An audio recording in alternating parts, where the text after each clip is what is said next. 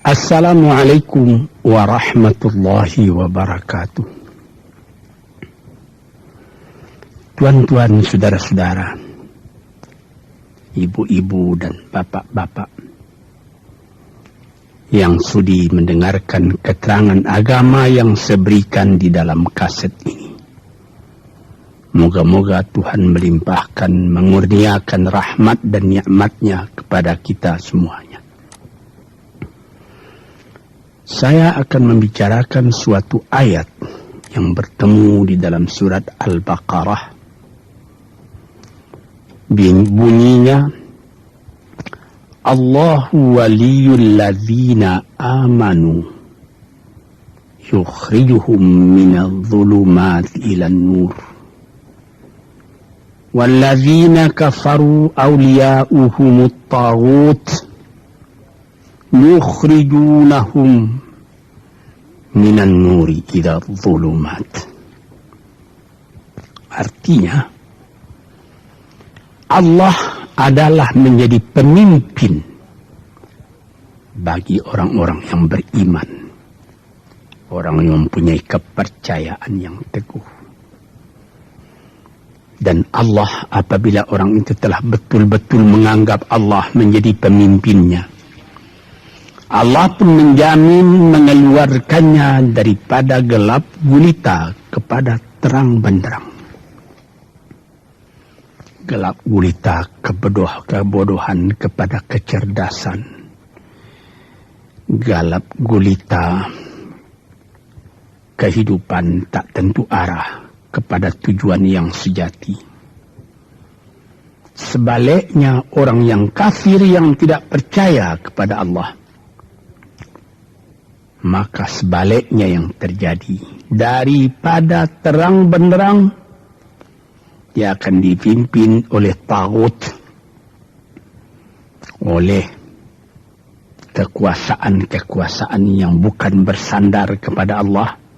Yang demikianlah yang akan mengeluarkannya daripada terang benderang kembali ke dalam gelap gulita.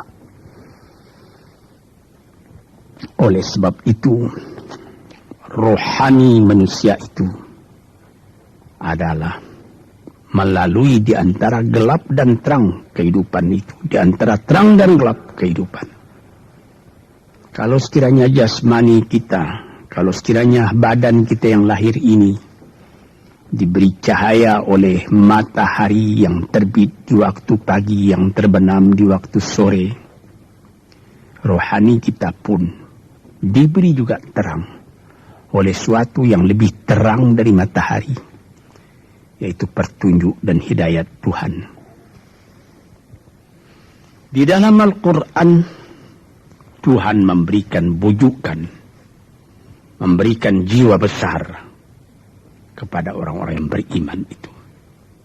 Tuhan bersabda, La tahinu wa la tahzanu wa antumul a'launa in kuntum mu'minin.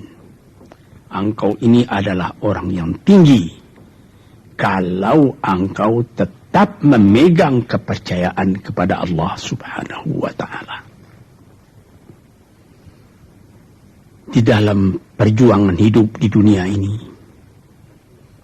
perjuangan antara yang hak dengan yang batil, antara gelap dengan terang, antara keyakinan dan keraguan, manusia berjalan di sekitar itu. Di kiri dan di kanan kita berjumpalah gelap dan terang itu. Maka diberilah pedoman manusia tadi. Apa pedoman?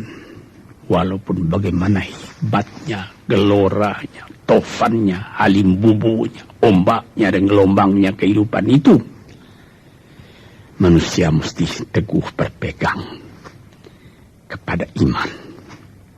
Sebab kehidupan di dunia itu menurut peraturannya ialah tidak ada yang tetap. Yang tetap itu ialah berubah. Berubah itulah ketetapan yang ada dalam dunia. panas sangat terik, benar, nanti akan hujan. Hujan sangat lebat, benar, nanti akan panas. Di suatu tempat terjadi hujan yang lebat, berhari-hari timbul banjir. Ya, banjir itu tidak tiap hari, nanti dia kering lagi. Di laut pun demikian pula. Ada pasang naik, tergenang ke atas. Besok pagi air itu sudah kering lagi, surut pasang. Begitulah kehidupan di dunia itu. Itu harus kita yakini supaya kita jangan terombang-ambing dalam kehidupan itu. Kalau kita sudah mulai terombang-ambing, tahu-tahu walaupun bagaimana terangnya hari, gelap timbul dalam jiwa kita sendiri. Walaupun panas terik, kita berhujan. Hujan oleh keringat kita sendiri.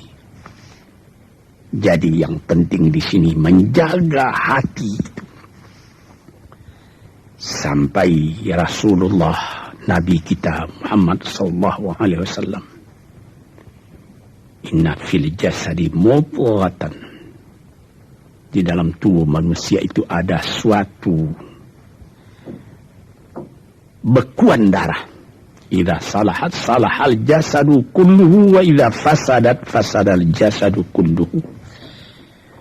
Kalau ini segumpal daging baik, seluruh badan jadi baik. Kalau dia rusak, seluruh badan jadi rusak. Apakah itu? Hati. Hati. Kendali terletak dalam hati kita. Hati artinya penuh. Bukan saja berarti pada daging, tapi pada hati dari hati, isi dari hati, atau juga akal kita. Sebab itu, maka kalau satu waktu saya pernah mengajarkan doa yang mengandung 8 sifat-sifat lemah menghilangkan kemerdekaan manusia. Hari ini saya pun akan mengajarkan doa yang diajarkan juga oleh Nabi. Bagaimana menjaga hati tadi. Di situ dalam doa itu ada tersebut 4 perkara. Apa tersebut? Allahumma inni a'udzubika min qalbin la yakhsha'u wa min ilmin la yanfa'u wa min nafsin la tashba'u wa min du'a illa yusma'u. Jadi 4 perkara. Yang pertama, Allahumma inni a'udzubika min qalbin la yakhsha. Aku sangat berlindung kepada Engkau ya Allah, janganlah sampai terjadi hati saya itu tidak khusyuk lagi. Ini bahaya ini.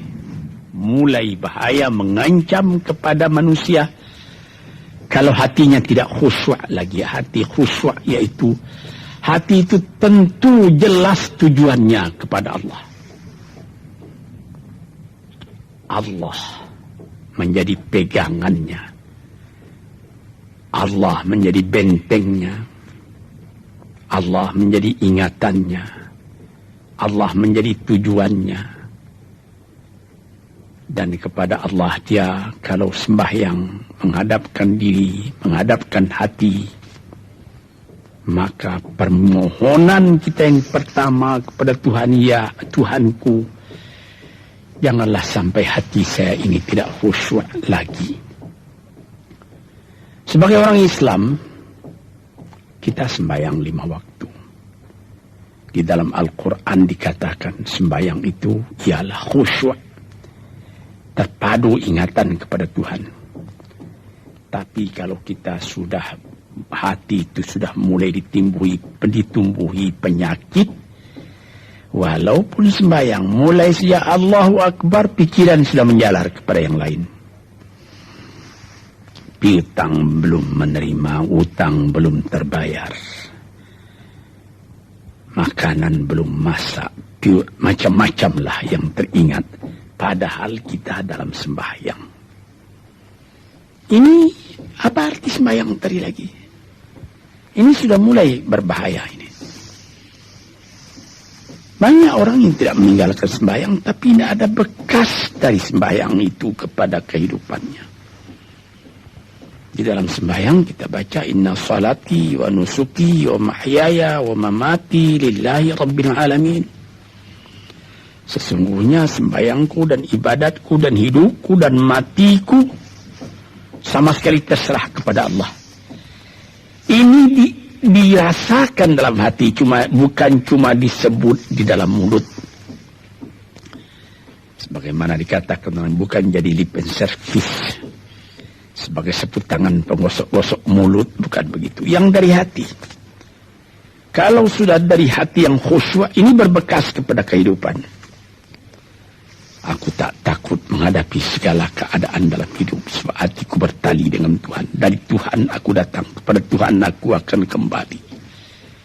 Ini namanya hati yang khusyuk.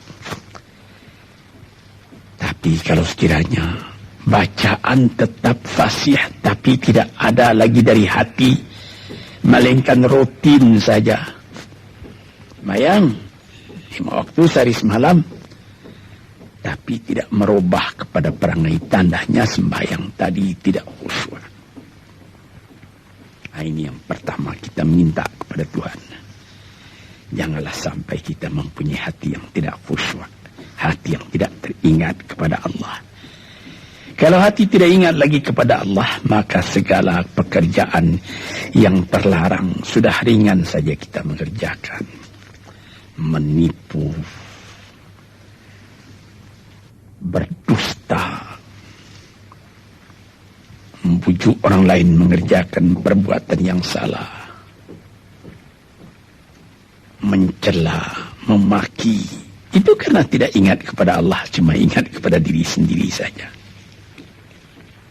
Ini yang pertama. Yang kedua dikatakan, wa min ilmin la yanfa', dan aku berlindung kepada Engkau ya Allah daripada ilmu yang tidak memberi manfaat. Padahal disebutkan oleh ahli-ahli, ilmu yang memberi manfaat itu membawa manusia kepada iman. Al-ilmu yad'u ilal iman. Ilmu itu membawa manusia kepada iman. Sekarang sudah ilmu banyak, tapi tidak membawa kepada iman, melainkan membawa kepada celaka. Sudah maju kepandaian orang, ilmu, pengetahuan orang, teknologi orang, sains orang, knowledge orang, dan segala macamnya. Tapi tidak ada manfaatnya kepada manusia. Cuma bahaya karena ilmu tadi yang datang kepada manusia. Sebagaimana ilmu manusia di abad ke-20 yang sangat penting, yaitu tentang tenaga atom. Maka timbullah bom atom, bom hidrogen, nuklir. Sehingga manusia diancam sekarang ini oleh bahaya atom itu di mana-mana. Apabila kita lihat di televisi bagaimana mengadakan demonstrasi di Australia, di Jerman Barat, di tempat-tempat yang lain, melihat bagaimana bahaya atom itu kalau terjadi perang dunia yang ketiga. Ya Rabbi ya Karim, bom atom yang jatuh di Hiroshima itu belum ada artinya dibandingkan dengan bom yang sekarang, yang sedang disimpan oleh kerajaan-kerajaan, oleh negara-negara besar untuk menghancurkan. Ini ilmu ini. Tetapi ilmu yang membawa bahaya, bukan saja tidak memberi manfaat, bahkan memberi bahaya. Di sini terasa oleh kita bahwa ilmu yang ada itu pun mesti dikembalikan atau dikendalikan oleh iman. Kalau tidak, maka nyawa manusia ini akan dipandang sebagai sampah saja. Dijatuhkan satu bom hidrogen ke dalam kota Jakarta ini, na'udzubillahi min dalik. Umpamanya dimasukkan ke kota Jakarta ini, satu bom hidrogen saja, itu sudah habis penduduk Jakarta yang lebih dari 5 juta ini. La haula wala quwata illa billah. Ini minta kepada Tuhan, ya Allah, majulah ilmu manusia, majulah teknologi manusia, tetapi jangan hendaknya kemajuan itu membawa kepada bahaya. Jangan ilmu pengetahuan itu membawa kepada yang tidak memberi manfaat. Ini doa yang kedua kepada Allah, Tuhan sarwa sekalian alam. Yang ketiga disebut lagi, wa min nafsin la tashba'u, dan aku berlindung kepada Allah daripada nafsu, daripada diri,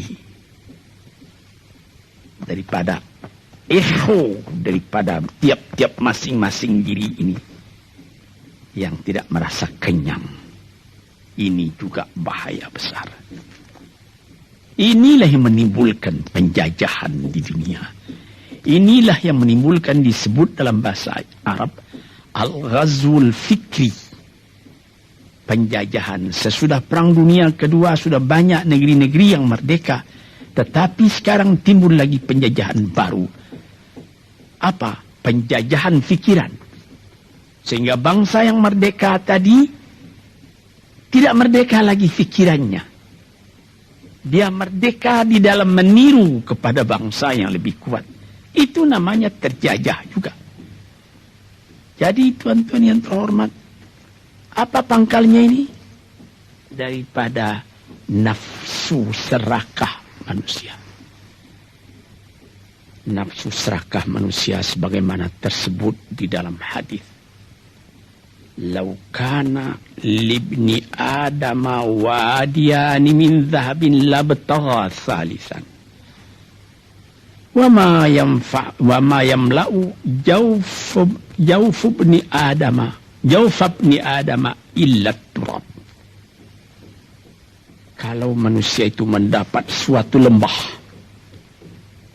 yang penuh dengan kekayaan emas, suatu lembah, dia ingin supaya mendapat satu lembah lagi yang penuh juga dengan emas. Dapat 2 lembah, dia minta 3 lembah lagi yang penuh dengan iman. Nafsu manusia tidak pernah kenyang. Padahal akhirnya kalau dia sudah menutup mata, tidak ada yang akan memenuhi perutnya melainkan tanah. Teringat akan cerita yang disampaikan oleh Graf Leo Tolstoy, pujangga Rusia yang terkenal, bahwa orang yang tidak mempunyai nafsu yang kenyang itu, pada suatu hari katanya, ada satu orang kaya mempunyai tanah yang luas.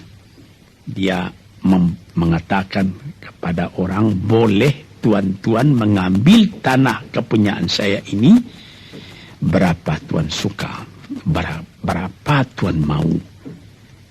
Syaratnya cuma begini, sepanjang yang tuan berjalan dari timur ke barat, lantas sebelum matahari terbenam, tuan sampai kembali ke tempat tuan melangkah pertama tadi. Berapa saja tuan suka, boleh ambil tanah ini. Maka datanglah si tamak tadi. Tuan yang punya asli tanah tadi mengatakan, bawalah bakal, jangan lapar di jalan nanti.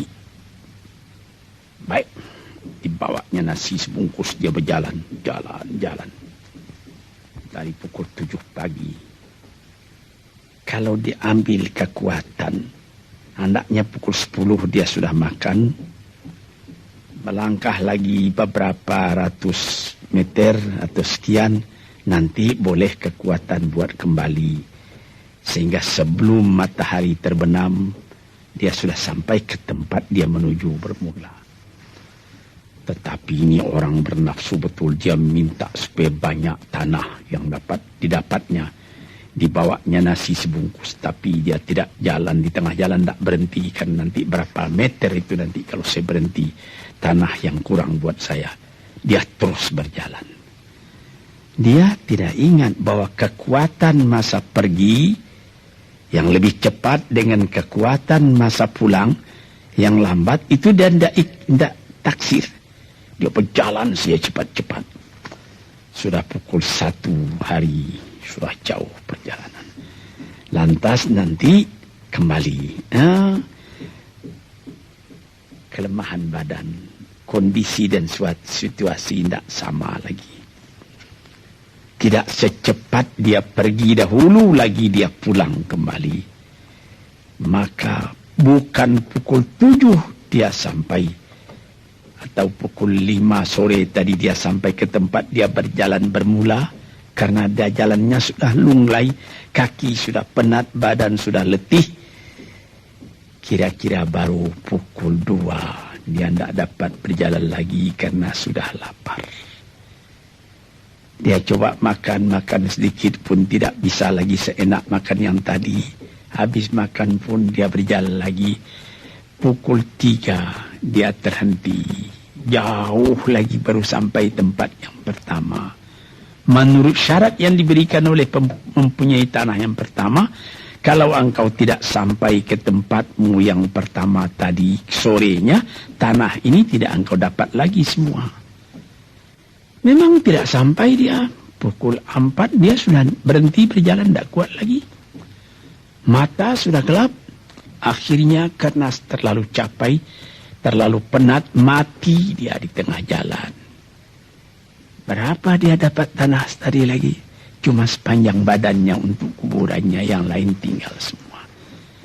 Ini satu misal yang dibawakan oleh Graf Leo Tolstoy, yang sesuai dengan hadis Nabi tadi, nafsul la tashba, diri manusia yang tidak pernah merasa kenyang. Kita berkehendak tidak berbatas, tapi tenaga kita sendiri berbatas. Ini kerap kali tidak difikirkan oleh manusia. Dia punya angan-angan, dia punya macam teori yang dikeluarkan. Dia lupa bahwa nanti tenaganya itu akan terbatas karena sakit, karena lapar, karena tua. Sebagaimana pepatah dari nenek moyang kita, tanda-tanda dikirimkan lebih dulu bahwa kita tidak akan lama lagi di sini. Apa? Rambut, gigi, mata sudah mulai kabur. Uban sudah mulai bertabur. Gigi sudah mulai gugur. Kulit sudah mulai kendur. Kalau mata sudah kabur, uban sudah bertabur, gigi sudah gugur, kulit sudah kendur, sudah 4 perkara. Yang kelima ialah pintu kubur. Nah, ini kerap kali manusia lupa yang demikian. Sebab itu dikatakan, ya Tuhanku, janganlah sampai aku ditumbuhi oleh penyakit nafsu yang tidak mau kenyang-kenyang itu. Nah ini, kemudian itu timbul lagi doa yang keempat. Disebutkan di situ, wa min du'a illa yusma'. Ini lebih berbahaya lagi. Ini sudah puncak dari bahaya. Apa artinya? Dan aku berlindung kepada Engkau ya Allah, daripada doa yang tidak didengar lagi. La ilaha illallah. Mendoa ya Allah, kasih aku ini, kasih aku kesempatan, tapi tidak didengar lagi. Tuan-tuan, para pendengar kasetku yang tercinta, ada tersebut dalam hadis Nabi, wa malbasuhu haramun, wa mashrabuhu haramun, wa ghudhiya bil haram. Ya Rabb, ya Rabb, fa'anna yustajabulah.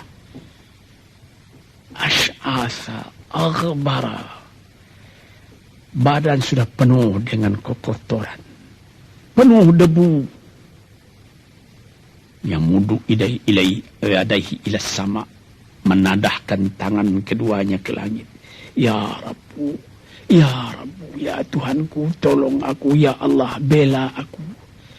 Padahal yang dimakan haram, yang diminum haram, dibesarkan dengan yang haram. Fana yustajabulah.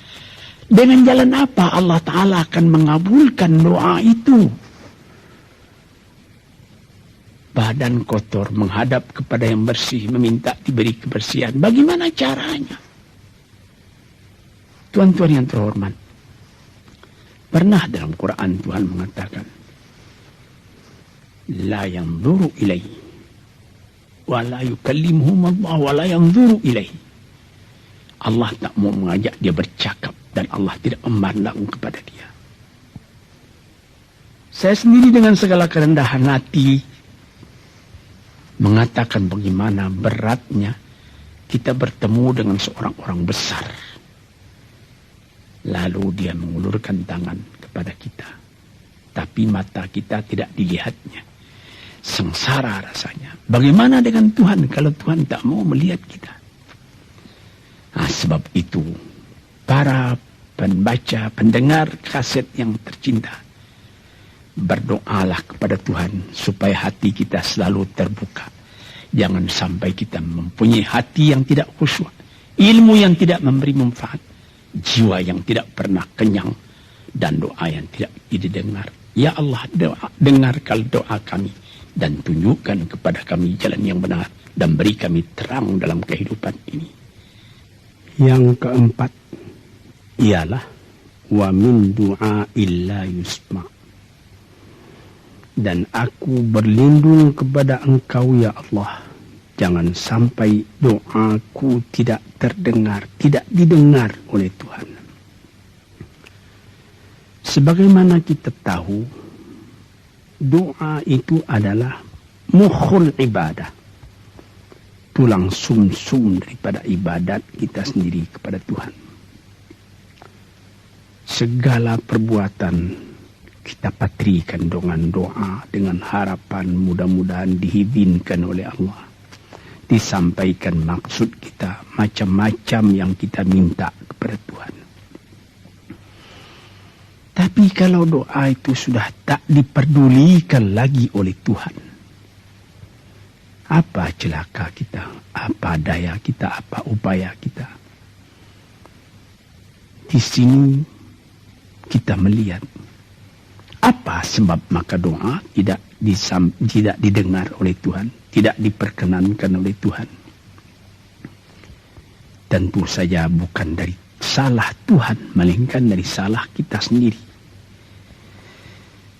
Di dalam Al-Quran dikatakan, Iyyaka na'budu wa iyyaka nasta'in.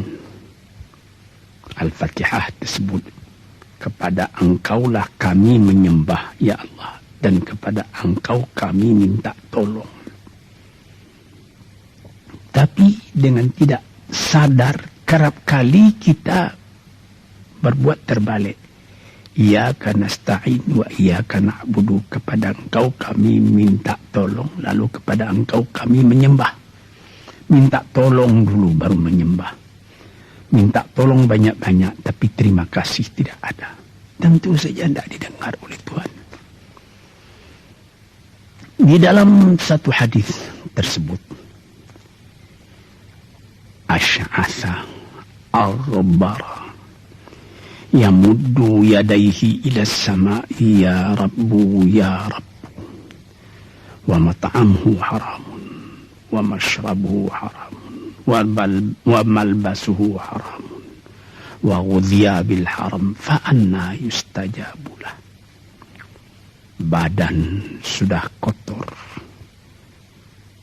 sudah berkerunyut, kesusahan, kegelisahan kehidupan terbayang kepada tubuh sendiri. Lalu menadahkan tangan ke langit meminta kepada Allah, ya Tuhanku, ya Tuhanku. Bagaimana Tuhan bisa mengabulkan? Dengan pikiran yang kotor engkau menghadap kepada Tuhan. Kalau tidak terkabul, jangan Tuhan yang disalahi. Hatimu sendirilah salah. Apa yang kau perbuat dalam kehidupan ini? Di mana terdesak engkau ingat kepada Tuhan. Di zaman kesenangan engkau lupakan Tuhan. Di dalam mendapat percobaan engkau merengek mengadu kepada Tuhan. Jiwa yang seperti ini janganlah sampai timbul pada diri kita sendiri. Saya sudah mengalami apabila saya berhadapan-hadapan dengan orang besar. Saya ingin dia menghadapkan matanya kepada saya. Apa kabar saudara? Kabar baik. Dia lihat mata saya lihat mata dia. Tapi kalau ketika dia bersalam dengan saya, dia melihat kepada orang lain, bukan main sakit hati saya. Apa salah saya maka dia begitu? Mengapa tidak saya yang dipandang? Sedangkan dengan sesama manusia lagi begitu perasaan kita. Bagaimana dengan Tuhan? La yanzuru ilaihim wa la yukallimuhum. Allah tidak memandang sebelah mata kepada Allah, kepada kita.